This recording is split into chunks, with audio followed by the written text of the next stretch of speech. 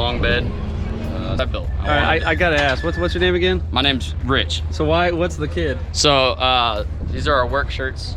For our, Oh yeah, shop. okay, cool. Dream Beam, so it's a 3. I pulled a little bit to the right originally, and I was like, oh, it's a 50-year-old truck, you know? Who cares, yeah. But now it'll go straight down the road. That's cool. But yeah, so we got this. This was my dad's parts truck.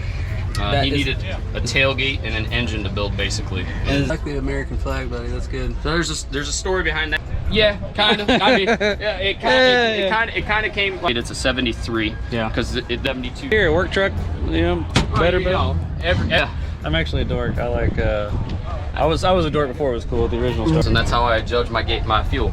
My dad did it with a little. Oh man, I appreciate it, dude. Thank you so much. I will see you later because I'm gonna come back and see if I can find people. Thank you for getting a ticket for the sake of driving an F100. Yeah. In excessive acceleration or whatever it was. Rev. Excessive rev. Yes. Thanks, man. Have a good one.